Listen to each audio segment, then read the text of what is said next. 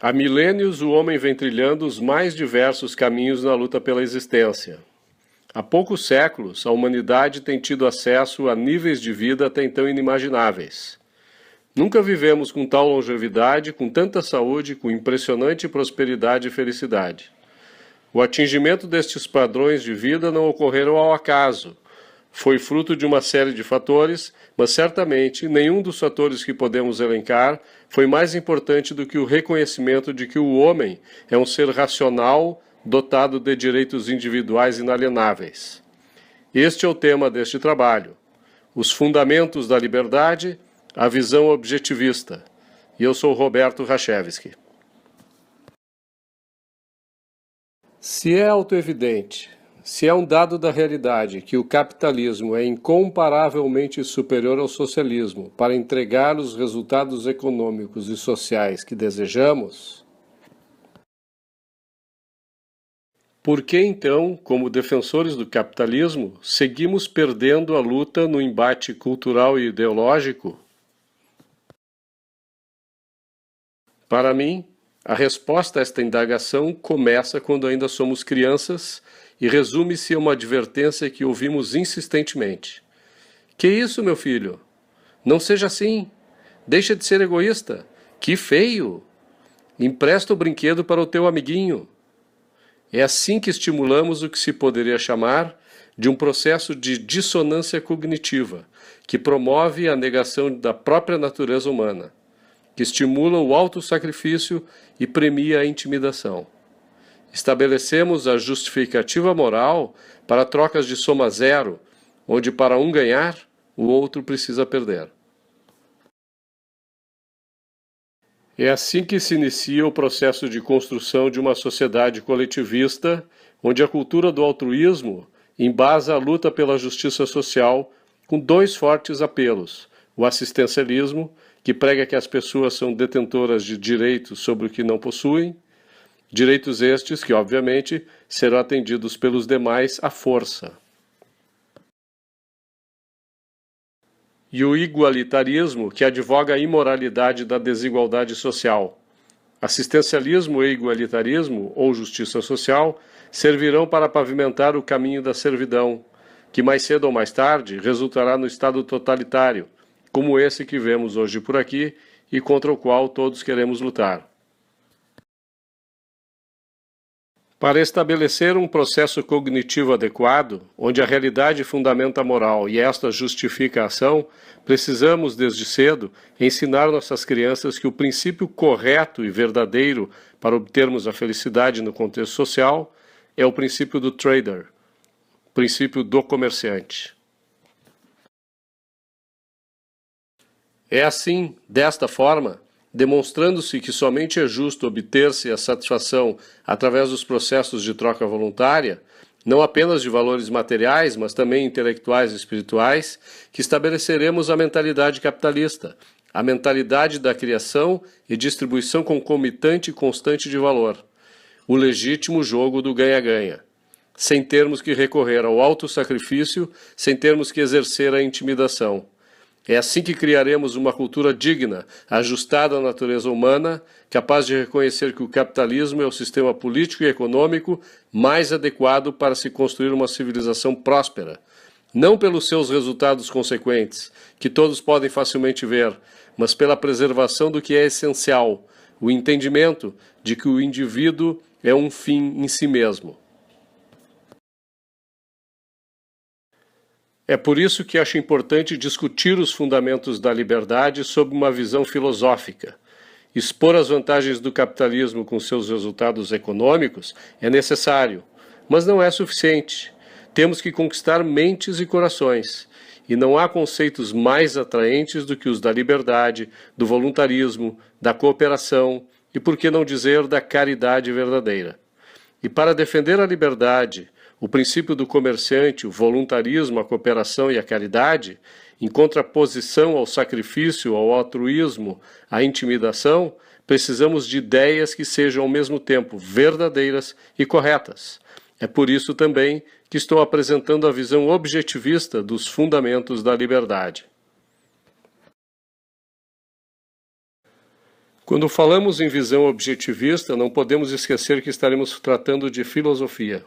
E, no caso, estaremos falando do objetivismo, uma escola filosófica completa criada por Ayn Rand, uma das mais implacáveis e radicais defensoras do capitalismo, que ousou formular um conjunto de ideias oferecendo justificativas não econômicas a este sistema que ela considera o mais adequado para o homem viver na Terra.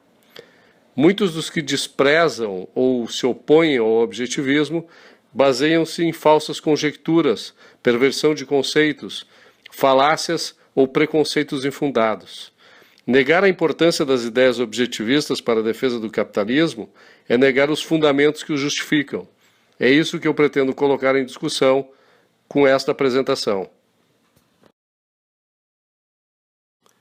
Antes de falar sobre o objetivismo, gostaria de falar um pouco sobre sua criadora, Ayn Rand. Tão interessante quanto suas obras, a própria vida de Ayn Rand poderia ser confundida com um de seus romances e ela mesma com um de seus heróis. Ayn Rand vivenciou períodos marcantes da história do século XX. Alguns deles moldaram sua visão de mundo e fortaleceram os princípios que ela carregou por toda a sua vida e que ajudaram a construir sua maior obra, sua filosofia. Ayn Rand também influenciou gerações, sendo que seus livros já venderam mais de 26 milhões de cópias e sua obra-prima, A Revolta de Atlas, foi considerado o livro mais influente nos Estados Unidos depois da Bíblia, segundo a Biblioteca do Congresso Americano. Eis aqui um pequeno resumo da sua história.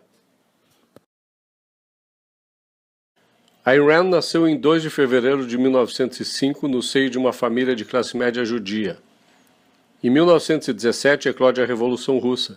Os bolcheviques confiscam a farmácia e o apartamento da família, obrigando-os a dividir a residência com estranhos, inclusive com antigos funcionários. Este foi um dos motivos da aversão que ela tinha ao comunismo. Em 1918, a família deixa São Petersburgo para escapar do regime comunista e se estabelece na Crimeia, onde seu pai abre um novo negócio. Em seguida, os comunistas capturam a Crimeia e nacionalizam novamente o negócio da família. Em 1921, acabam por voltar a São Petersburgo, agora chamada de Petrogrado. Ayn Rand gradua-se no ensino médio e, aos 16 anos, ingressa na Universidade de Leningrado, novo nome da cidade, onde cursaria filosofia e história. Ali toma conhecimento das obras de Aristóteles, que seria sua grande inspiração. A fome e a doença se espalham por toda a Rússia. Falar contra o governo poderia significar uma passagem sordida para a Sibéria, para o acusado e sua família. O terror de sofrer punição por suas ideias faz com que Ayn Rand sinta-se aprisionada em seu próprio país. Em 1924, gradua-se em Filosofia e História e atende um curso para roteiristas no Instituto de Cinema. Em 1925, trabalha como guia de museu. Durante este tempo, desenvolveria uma paixão pelo teatro e pelo cinema. Sonhava com a vida no estrangeiro. Parentes que moram em Chicago aceitam que ela passe uma temporada com eles. Ela obtém passaporte, visto e ganha da mãe um bilhete de primeira classe em um navio para a América. Em 26 de janeiro, deixa a Rússia, comemora seus 21 anos em Berlim e chega a Nova York em 10 de fevereiro daquele ano. Sua vida nunca mais seria a mesma. De Nova York, dirigiu-se a Chicago, onde por 6 meses ficou hospedada na casa de parentes. Cumprindo seu propósito de vida, mudou-se para Hollywood, onde imediatamente empregou-se como figurante, passando em seguida a trabalhar como assistente de roteirista e depois como roteirista. Foi ali que conheceu seu marido para toda a vida, o ator Frank O'Connor.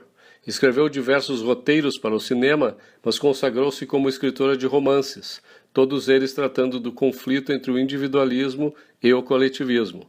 Obviamente, por sua formação filosófica e pela experiência vivida em seu país de origem. Em 1936, ela publica seu primeiro livro de destaque, We the Living, que posteriormente seria lançado como peça de teatro na Broadway e depois, sem seu conhecimento, viraria um filme produzido na Itália.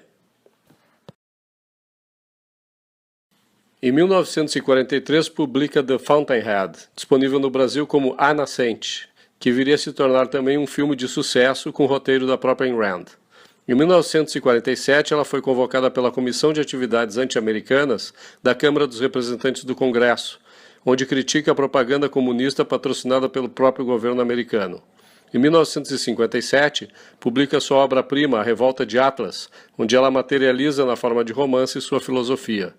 Com sucesso, Ayn Rand passa a dedicar-se exclusivamente à publicação de obras de não-ficção, de newsletters, de textos para colunas em jornal, a proferir palestras, a dar aulas na universidade e aparições públicas em talk shows no rádio e na televisão para explicar e difundir o objetivismo. Ayn Rand, convém citar, manteve por longos anos um grupo de intelectuais e amigos para discutir questões filosóficas. O grupo chamava-se ironicamente The Collective, e dele participou inclusive Alan Greenspan. Em 1979, Ayn Rand publica Introdução à Epistemologia Objetivista. Naquele ano também ela perde o marido. Em 1981, faz uma última aparição pública palestrando na Comissão para a Reforma Monetária na cidade de New Orleans, onde ela apresenta o tema conhecido A Sanção das Vítimas. E no dia 6 de março de 1982, ela morre em Nova York. Notem que somente em 1987, 30 anos depois de publicado nos Estados Unidos e 5 anos depois de sua morte, tivemos um livro dela lançado no Brasil em português. Para debatermos sobre o objetivismo, vou definir alguns conceitos para entendimento comum. Filosofia é a ciência que estuda a existência e busca determinar os fundamentos que envolvem a nossa vida na Terra. Toda filosofia, para ser considerada uma filosofia completa, deve atender os 5 ramos que compõem qualquer filosofia. Metafísica, ou teoria da realidade, que busca responder às questões onde estamos, quem somos. Epistemologia, ou teoria do conhecimento, que busca responder à pergunta como eu sei que eu sei. A ética, que é a ciência dos valores morais, que busca responder à pergunta como eu devo viver. A política, que é a ciência que trata das leis e do governo com repercussões na economia e no mercado. Ela busca responder à pergunta como viver num contexto social. E, finalmente, a estética, ou filosofia da arte, que busca responder à pergunta como reproduzir abstrações da forma concreta. É importantíssimo entender que os ramos da filosofia seguem uma rígida ordem de precedência, sendo a metafísica pré-requisito para o estudo da epistemologia, esta da ética e assim por diante. Quem quiser inverter a ordem sequencial ou tentar definir uma ética ou visão do mundo a partir da economia, por exemplo, estará incorrendo em um grave erro. O estudo da filosofia proporciona também uma visão mais adequada da história da humanidade, pois permite um melhor entendimento da cultura de cada povo em uma determinada época e lugar, facilitando a compreensão dos acontecimentos. O objetivismo responde àquelas perguntas da seguinte forma: onde estamos, quem somos, realidade, lei da identidade e a consciência. Como eu sei que eu sei, razão, método científico e a lógica. Como eu devo viver, egoísmo racional, autointeresse. Como viver num contexto social, capitalismo radical ou capitalismo laissez-faire. Como reproduzir abstrações na forma de concretos, realismo romântico. Metafísica é a ciência que estuda a teoria da realidade, da existência. A visão metafísica objetivista é óbvia e inicia com um axioma fundamental: a existência existe. Objetivistas não acreditam em coisas sobrenaturais, em espíritos que vagam por aí, nem na possibilidade de que algo possa existir fora da existência ou do universo. Para o objetivismo, existir é ser algo. Ser algo é possuir uma identidade, ou seja, existência é identidade, o que nos leva a um segundo axioma: a lei da identidade. A lei da identidade estabelece que se algo existe, este algo possui determinadas características que formarão uma identidade que comporá uma determinada entidade. Entidade é tudo aquilo que existe e, por causa das suas características mais peculiares, são passíveis de classificação, quantificação, etc. Cada entidade é igual à soma de suas características, sendo, portanto, igual a si mesma, não podendo ao mesmo tempo ser igual a algo diferente. Como corolária da lei da identidade, temos a lei da causalidade, que diz que toda ação produz um efeito e que esse efeito necessariamente tem uma causa, e essa causa está sempre ligada a alguma entidade, e que a ação de uma entidade não pode contrariar a sua natureza. A consciência existe neste contexto. Realidade tem primazia sobre a consciência. Não faz sentido uma consciência consciente de si mesma. A realidade entra em nossa consciência. Não é a consciência que cria a realidade. Ayn Rand resumia isso afirmando que existência é identidade, consciência é identificação. Toda essa exposição sobre a metafísica tem como objetivo principal reconhecer que o que existe no universo existe com determinadas características e que o homem, por ser uma entidade com uma certa identidade, que o difere de tudo mais que existe, seja um mineral, um vegetal ou animais de outras espécies irracionais, precisa agir de acordo com a sua natureza utilizando o equipamento que lhe é natural, para preencher os requisitos que lhe permitirá, antes de qualquer outra coisa, existir. Assim, passamos à epistemologia, ou a teoria do conhecimento. O objetivismo defende que não há dicotomia entre corpo e mente, que não somos exclusivamente matéria, somos nossos propósitos, nossas ideias. Não existe tampouco, como vimos na metafísica, a possibilidade de uma vida extracorpórea. Não acreditamos na possibilidade de atos revelatórios, sejam divinos ou extrasensoriais. Não aceitamos a ideia de que o homem possui instintos como os outros animais, instintos estes como programas automáticos contra os quais os seres não podem se rebelar, contradizer, negar o seu cumprimento. Acreditamos no livre-arbítrio, na faculdade do uso da razão. Temos o futuro à nossa disposição. Não se acredita em destino manifesto e nem em determinismo histórico. A razão incorpora as emoções. A razão deve identificar os valores, construir os caminhos e a emoção reage dando combustível para persegui-los. Agora, a emoção é acessória. Ela tem que ser colocada no seu devido lugar. O objetivismo entende que nascemos como uma folha em branco, sem conhecimento prévio nem uma moralidade congênita. Todo o nosso conhecimento é obtido através das informações captadas por nossos sentidos.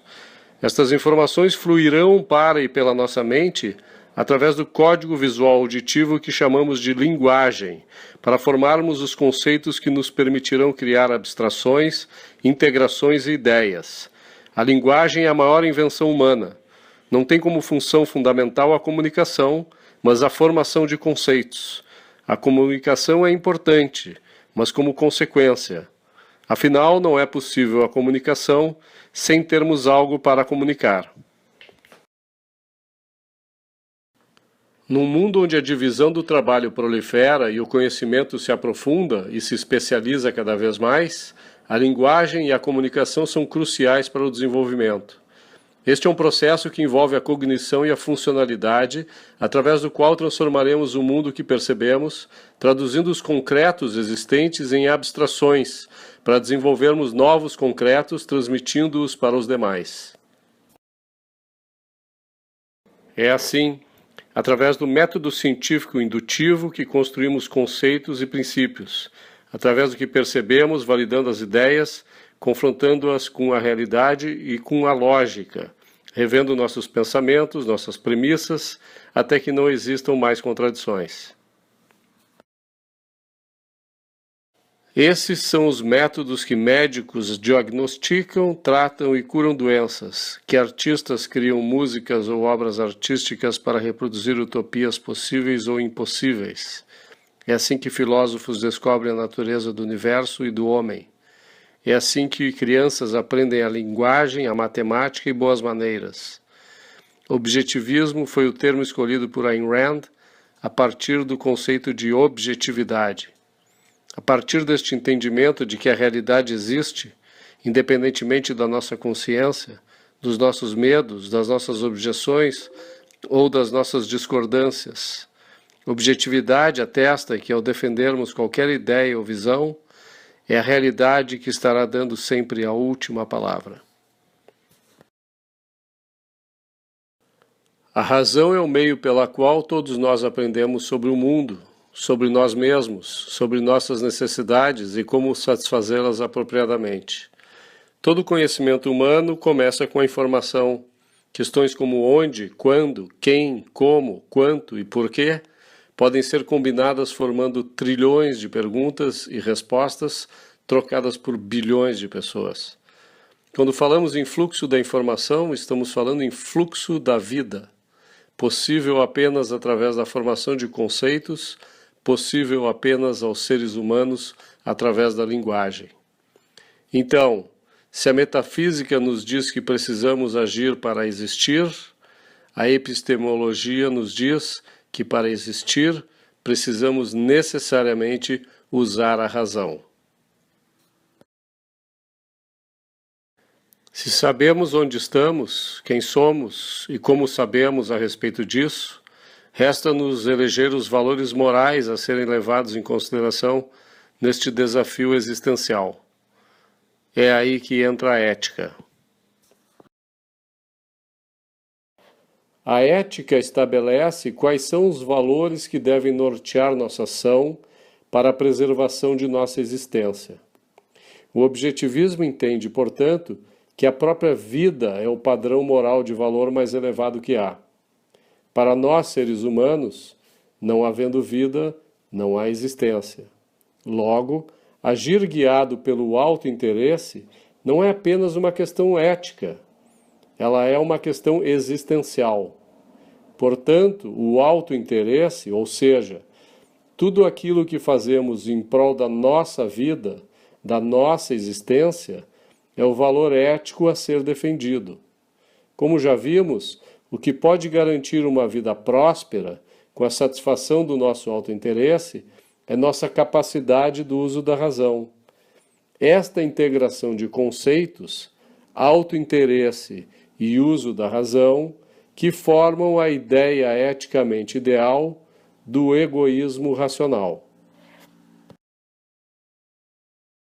Para mantermos uma vida coerente com este princípio ético, o do egoísmo racional, é necessário que tenhamos em mente 7 virtudes que propiciarão que tenhamos uma vida melhor, mais longa, mais feliz, sem prejudicar a nós mesmos e também sem prejudicar aos outros. A racionalidade é o reconhecimento de que a razão é nossa única fonte de conhecimento, nossa única ferramenta para julgar o que a realidade e a lógica nos apresentam e nosso único guia para a ação. Ser irracional não quer dizer estar cego ao que acontece, nem ignorante da realidade. Ser irracional é recusar a premissa de que a racionalidade é nosso meio de sobrevivência. É não querer enxergar a realidade, é não querer aprender, saber e conhecer o que a realidade e a lógica nos oferecem para termos uma vida melhor, próspera e pacífica. Honestidade é não falsear a realidade para si mesmo e nem para os outros. A mentira prejudica a mente. Integridade é não falsear a sua própria consciência, é concluir sobre premissas que já aceitamos como válidas e agir de acordo com os princípios que entendemos ser verdadeiros e corretos. Independência é usar a própria mente para lidar com a realidade, é deixar de lado a fé ou a crença naquilo que está escrito ou que nos dizem sem que a gente mesmo faça a nossa avaliação das premissas, confrontando-as com a realidade e a lógica. É não aceitarmos dogmas. Independência também é a virtude de podermos manter nossa vida de forma autônoma, ou seja, por nosso próprio esforço, sem depender do sacrifício de ninguém. Produtividade é a virtude de podermos manter nossa vida materialmente. Justiça é dar a cada um o que cada um merece. É entendermos que cada indivíduo, com sua consciência, faz parte da realidade, é algo e, como tal, tem uma identidade. Ser justo é entender que tipo de natureza aquela pessoa tem e que ação ela promoverá, causando algum efeito qualquer. Não podemos nos evadir de uma avaliação e de dar um tratamento adequado a cada indivíduo com o qual vamos ou estamos nos relacionando. Justiça é dar o valor adequado a cada coisa. Neste sentido, é tratar cada um como merece. Orgulho é o auto-reconhecimento de que se está a cada dia moralmente melhor. Orgulho não pode ser confundido com arrogância ou com soberba. Tendo em vista a ética objetivista, somente um sistema político é possível: o capitalismo radical ou o capitalismo laissez-faire. Ayn Rand dizia que civilização é o avanço em direção a uma sociedade de privacidade. A inteira existência do homem selvagem é pública, comandada pelas leis de sua tribo. Civilização é o processo de libertar o homem dos homens. Numa sociedade civilizada, as relações interpessoais de qualquer tipo não dizem respeito à sociedade nem ao governo, a não ser quando elas se transformam em violação dos direitos de alguém, e o governo é chamado a intervir para conter a iniciação do uso da violência por parte de alguém ou retaliar contra ela. É para extrair a violência da sociedade que se instituiu uma agência chamada governo, que tem uma única e inequívoca função: garantir a existência de uma sociedade livre, baseada economicamente no sistema de livre mercado. Uma sociedade livre e o livre mercado seriam livres do quê? Livres da violência praticada em suas diversas formas. Livres da iniciação do uso da força, furtos, roubos, sequestros, estupros, agressões, assassinatos, etc. Livre de fraudes, livre de rompimentos de contratos de forma unilateral e injustificada, e livre de desavenças. E o mais importante de tudo, a sociedade livre da coerção do governo. Numa sociedade de homens racionais, existe apenas um contrato implícito, o de que a vida é o valor maior para cada indivíduo. Existir é um direito inalienável. Portanto, se alguém não respeita essa cláusula, deve ser afastado da sociedade. E se a sociedade, através do seu governo, não respeita os direitos individuais, então ela não é uma verdadeira sociedade. É apenas um amontoado de bárbaros vivendo no caos promovido pela violência. Esse tema é fundamental para o debate ideológico e aqui Ayn Rand inova. Ela demonstra com sua filosofia que direitos não são outorgados por uma entidade qualquer, seja esta divina, seja um rei, seja um partido político ou seja a própria sociedade. Tampouco é um direito natural, no sentido de que ela não é autoevidente, nem brota de árvores ou cai do céu.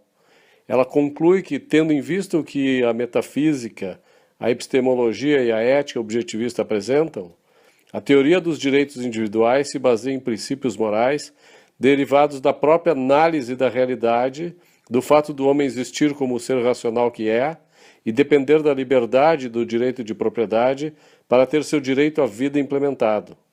Direito nada mais é do que a possibilidade de agir de acordo com o seu próprio julgamento, em seu próprio benefício, para garantir, prolongar, promover e aproveitar sua própria vida como melhor lhe convier, sem compulsão, sem coerção, através de escolhas voluntárias não impostas por ninguém.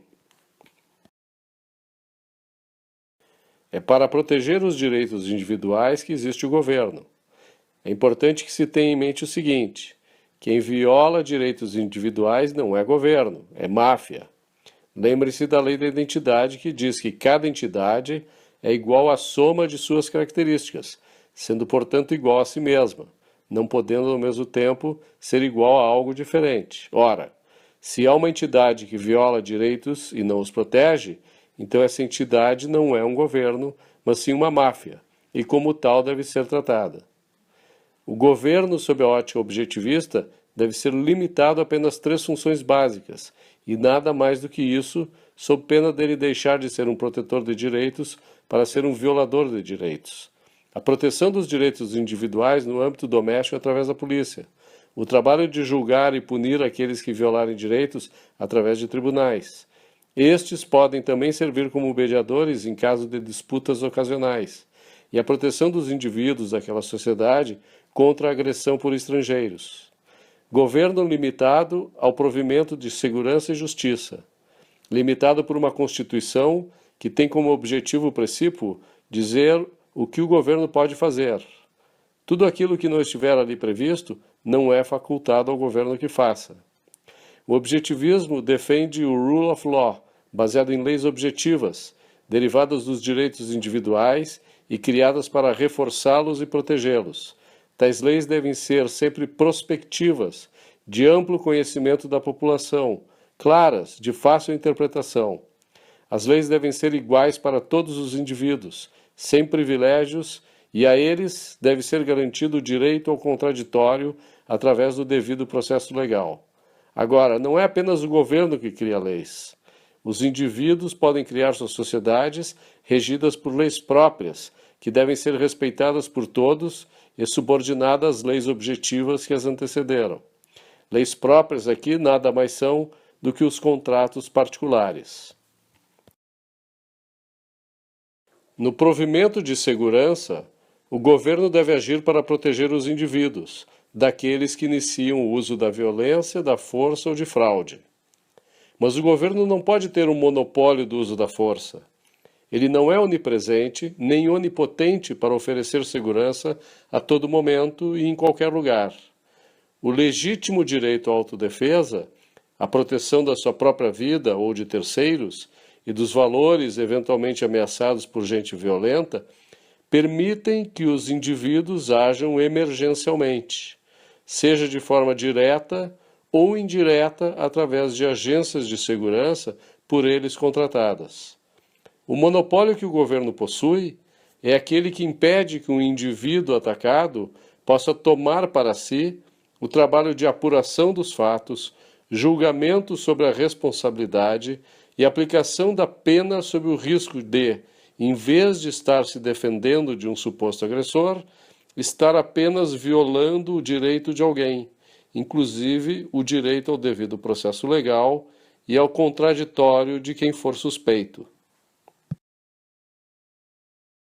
Também os tribunais não possuiriam o monopólio para dirimir conflitos. As partes poderiam recorrer aos serviços privados de arbitragem para sanar dúvidas ou mediar desentendimentos. É claro que existe a possibilidade das partes terem que recorrer à justiça estatal em última instância, caso não se satisfaçam com o resultado apresentado pelo árbitro privado escolhido. Eventualmente, o cumprimento de um contrato terá que ser forçado pelo governo, tanto quanto este faria para a imposição de uma lei. Governo que protege os direitos individuais não pode violá-los, sob pena de tornar-se uma máfia, como eu já disse antes. Então, seu estabelecimento e manutenção teriam que ser exclusivamente através de financiamento voluntário.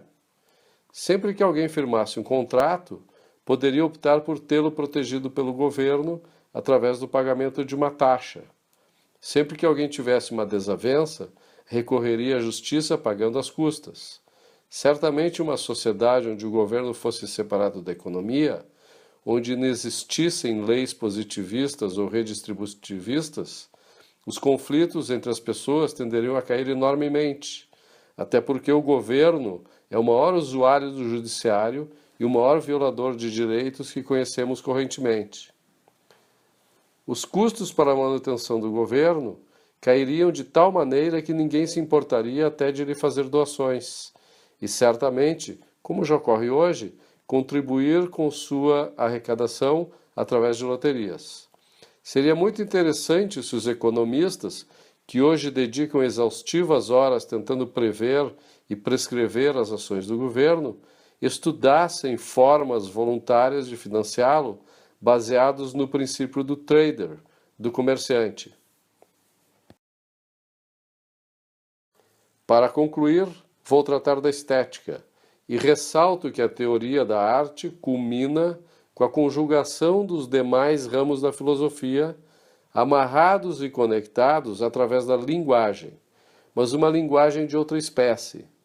Se a metafísica nos demonstra que a nossa consciência capta os concretos da realidade e, através da linguagem, forma os conceitos, utilizando-se do nosso sistema sensorial e perceptivo, utilizando nossa cognição para dar funcionalidade aos conhecimentos adquiridos, na estética o caminho é inverso. Aquilo que nossa consciência captou, conceituou, memorizou, servirá de insumo para a construção de concretos ficcionais expressados através das atividades artísticas. E é aí que as mensagens abstratas e subjetivas tomam forma para estabelecer novos padrões de valor sem compromisso imediato com o problema existencial, mas sim com visões ideais, utópicas, distópicas, etc. A arte tem o propósito de tornar abstrações que habitam a consciência de um artista em uma obra que adquire a forma dos concretos imaginados. É a maneira que temos para permitir uma relação perceptual entre o nosso imaginário e o público. Cada artista expõe sua visão essencial, metafísica, de como vê o mundo, de como vê a si próprio e que valores ele elege como seus. Para os objetivistas, e Ayn Rand deixou isso bem claro em suas obras ficcionais, a arte romântica deve tratar de temas universais, atemporais, sobre os problemas e os valores relacionados com a existência humana. Como dizia Aristóteles, a arte deve representar não aquilo que é, mas como poderia ser ou como deveria ser. Podemos ver a impressionante diferença entre a visão de mundo expressada pelos artistas romântico-realistas e os pós-modernistas subjetivistas, comparando a transposição das abstrações mentais materializadas em projeções concretas. Isto nos ajudará a entender a cultura que vem sendo formada e que se refletirá nos valores e nas instituições que constituem a sociedade. Aqui nós vemos a projeção de duas visões do homem, dadas por dois artistas catalães. Um é Dalí e o outro é Serge. Dalí mostra o homem monstruoso, desintegrado, e Serge mostra o homem íntegro, focado e produtivo. Aqui vemos a linguagem servindo para uma conceituação concreta. De um lado temos a obra O Grito, de Edvard Munch, com um homem horrorizado com a natureza, submisso e inadaptado. De outro lado, a obra de Brian Larson, onde se vê um homem senhor de si, comandando a natureza, demonstrando especial orgulho por isso. E uma demonstração de como reunir cognição e funcionalidade, e apenas a funcionalidade como uma forma de linguagem. Vemos o Homem Vitruviano de Leonardo da Vinci, nos primórdios do Iluminismo, com uma composição ao mesmo tempo cognitiva e funcional. E o Homem Decomposto de Pablo Picasso, descartando a cognição e dando uma funcionalidade linguística à sua composição. Como eu mencionei no início desta apresentação, depois que estudamos a filosofia, podemos desenvolver uma análise da história baseada não apenas nos fatos em si, mas também nas escolas de pensamento, nas visões de mundo e nas culturas que determinaram as ações daquelas sociedades no que se refere à política e à economia.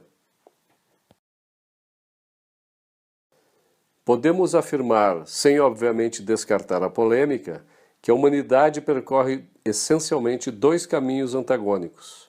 A que segue a escola platônica e a escola kantiana, que são basicamente subjetivistas, dão primazia à consciência sobre a realidade, privilegiam a dedução e o apriorismo sobre o método indutivo de formação de conceitos e princípios, favorecem a religiosidade, o dogma, o materialismo, que pode ser identificado no marxismo ou numa espiritualidade desapegada metafisicamente da realidade e vinculada com a fé e a crença.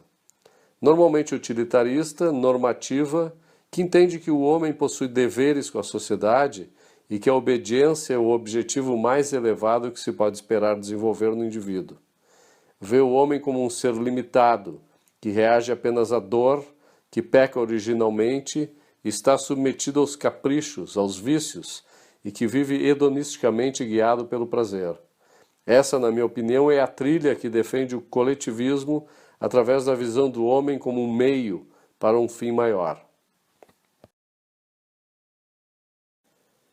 E de outro lado, temos a escola aristotélica de pensamento, restaurada na Idade Média por Tomás de Aquino, com seus trabalhos seculares, amplamente promovida pelo Iluminismo a partir do século XVII, que produziu a Revolução Gloriosa, a Revolução Industrial e, posteriormente, a Revolução Americana, que acabou por criar os Estados Unidos da América, a primeira sociedade na história a institucionalizar o capitalismo, a partir da consolidação de uma mentalidade até então inexistente, que compreende, aceita e defende que o homem é um fim em si mesmo, capaz de criar riqueza suficiente para melhorar a vida de toda uma nação, como ocorreu com a americana, mesmo tendo recebido dezenas de milhões de indivíduos, imigrantes que fugiram da opressão de seus países, exatamente aqueles países cujas sociedades viviam sob a égide do coletivismo.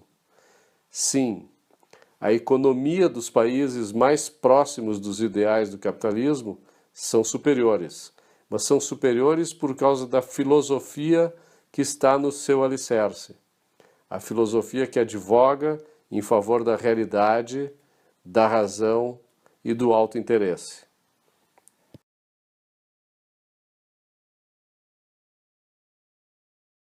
Não deixe de consultar a bibliografia apresentada aqui no final deste trabalho.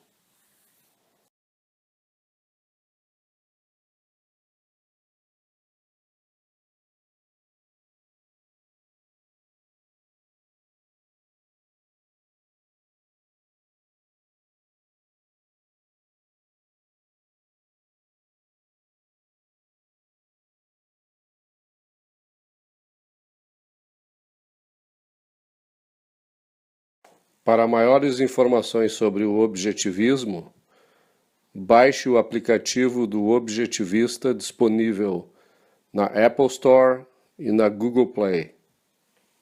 Basta escanear o código que você vê na tela ou pesquisar Objetivista nas lojas dos aplicativos.